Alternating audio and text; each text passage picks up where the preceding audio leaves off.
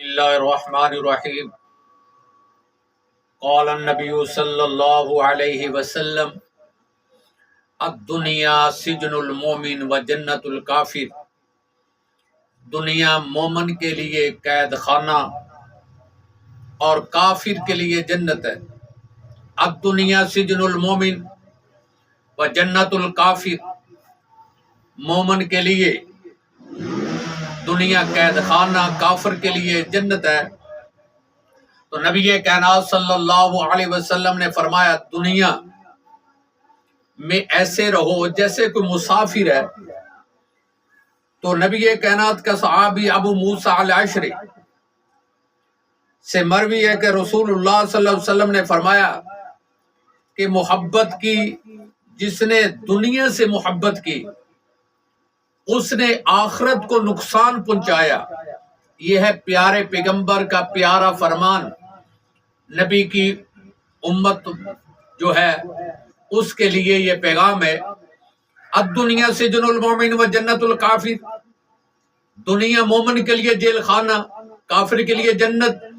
پیارے نبی فرماتے ہیں، اس کا راوی حضرت ابو موسیٰ الاشعری فرماتے ہیں کہ میں نے نبی کائنات صلی اللہ علیہ وآلہ وسلم سے سنا، آپ نے فرمایا کہ جس نے دنیا سے محبت کی ہے اس نے آخرت کو نقصان پہنچایا۔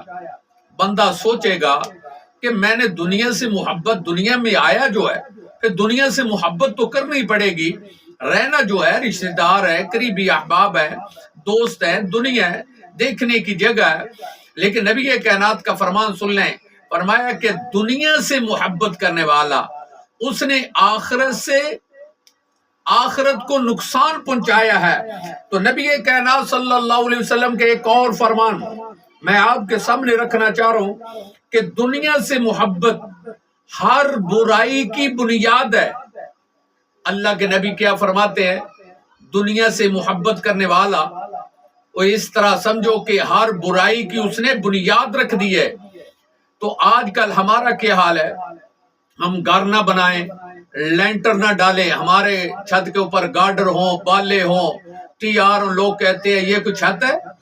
لینٹر ڈالنا تھا، اس کو سیلنگ کروانی تھی، اس کو پتھر لگوانا تھا، اس کی جو ہے مرمت کروانی تھی، اس کو خوبصورت بنانا تھا، ٹائلیں لگوانی تھی۔ تو کس طرح تو ٹیلے لگوا رہا ہے؟ تیرے نبی فرما رہے تو دنیا میں اتنا لمبا رہنا ہے کہ تو اس کے لیے پتھر لگا رہا ہے، ٹیلیں لگا رہا ہے، لینٹر ڈال رہا ہے۔ لینٹر کی بنیاد 100 سال ہوگی، 150 سال ہوگی، لیکن آپ کی عمر تو اتنی نہیں ہے۔ آپ کو کیا پتا کہ ہم نے لینٹر ڈالا، اس کے نیچے بیٹھنا بھی ہے کہ نہیں بیٹھنا۔ بات سنیں، آگے چلتے ہیں۔ نبی پاک کا فرمان جو آ گیا، دنیا سے محبت کرنے والا اس نے آخرت کو نقصان پہنچایا۔ اور حضرت عیسیٰ علیہ السلام کا بھی ایک فرمان میں آپ کے سامنے رکھ دوں۔ بہت لوگ کم ہیں جنہوں نے یہ واقعہ بیان کیا ہے۔ تو حضرت عیسیٰ علیہ السلام کا فرمان بھی سن لیں۔ فرماتے ہیں جس طرح پانی اور آگ ایک برتن میں اکٹھے نہیں ہو سکتے۔ یہ کون کہہ رہا ہے؟ حضرت عیسیٰ علیہ السلام فرماتے ہیں کہ جس طرح آگ اور پانی ایک برتن میں اکٹھے نہیں ہو سکتے، جمع نہیں ہو سکتے۔ پانی میں آگ کیسے رہے گی؟ آگ میں پانی، پانی میں آگ۔ ہر بندہ کہے گا پانی میں آگ کیسے جلے گی؟ تو حضرت عیسیٰ علیہ السلام فرماتے ہیں جس طرح پانی اور آگ ایک برتن میں جمع نہیں ہو سکتے، اسی طرح دنیا کی اور آخرت کی محبت بھی ایک جگہ میں جمع نہیں ہو سکتی۔ کہنے کا مقصد حضرت عیسیٰ کا کیا ہے؟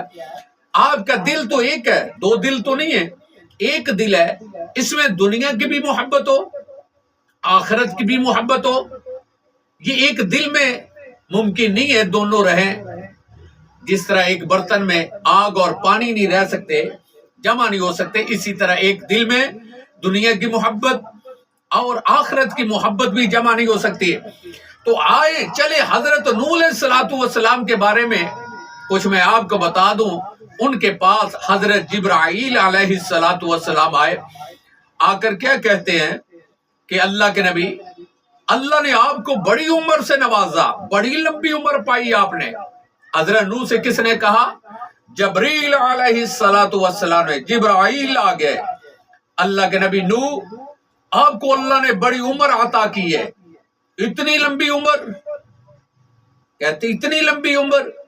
آپ فرمائیں کہ نوح آپ دنیا میں رہے ہیں، رہائش ہے، آپ دنیا میں رہائش پذیر رہے ہیں، آپ مجھے یہ بتا دیں، حضرت جبرائیل پوچھتے ہیں کہ دنیا کیا ہے؟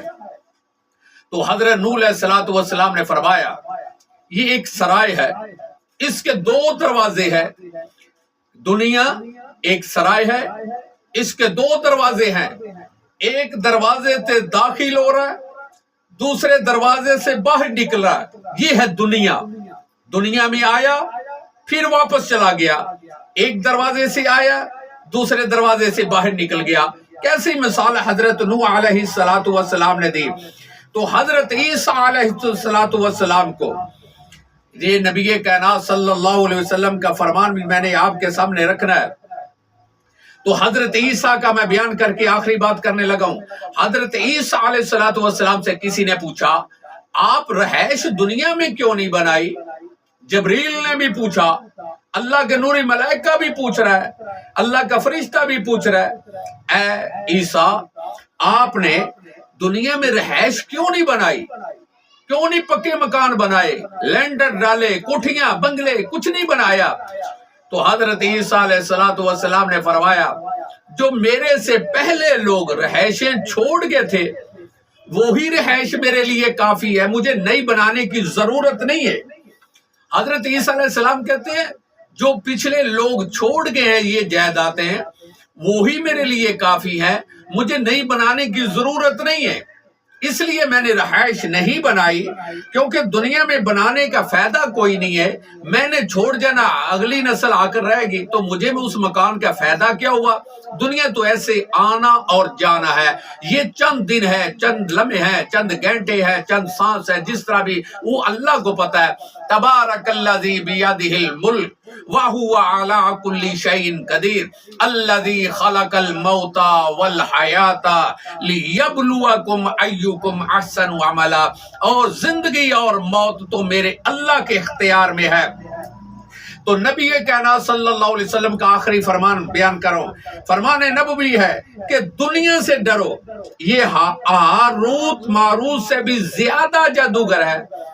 کیا ہاروت اور ماروت سے بھی زیادہ جادوگر ہے دنیا؟ نبی پاک کا فرمان ہے، اس لیے کہ نبی کائنات صلی اللہ علیہ وسلم نے فرمایا کہ دنیا مومن کے لیے یہ قید خانہ ہے، جیل خانہ ہے، اور کافر کے لیے جنت ہے۔ تو اللہ کے نبی کا فرمان آپ نوٹ فرما لیں، اب دنیا سجن المؤمن و جنت الکافر۔ ایک دن نبی کائنات صلی اللہ علیہ وسلم حضرت ابو ہریرہ رضی اللہ تعالی عنہ، بات لمبی ہو رہی، حضرت ابو ہریرہ رضی اللہ تعالی عنہ کو باہر لے کے گئے، ایک ایسے کہہ لیں جیسے ہم روڑی بولتے ہیں، گندگی کے ڈھیر پہ لے گئے، فرماتے ہیں کہ اے ابو ہریرہ یہ دیکھ بدبو آ رہی ہے، جو انسان نے کھایا کما کما کر کھاتا رہا، ادھر بدبو آ رہی۔ آج کل لوگ کیا کر رہے ہیں؟ نوز پہ کپڑا ڈال رہے ہیں، ایسے ناک کو پکڑ رہے، کیوں؟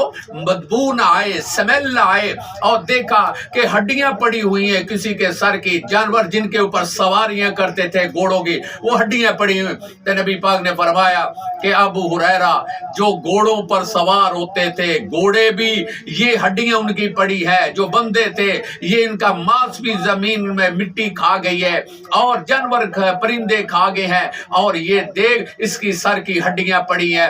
تو اللہ پاک سے دعا کریں، اللہ پاک دنیا کی محبت کی بجائے ہمیں آخرت سے محبت کرنے کی، اللہ سے محبت کرنے کی، نبی کائنات سے محبت کرنے کی، آل محمد سے محبت کرنے کی توفیق و رحمت عطا فرمائے، صحابہ کرام سے محبت کرنے کی توفیق و رحمت عطا فرمائے۔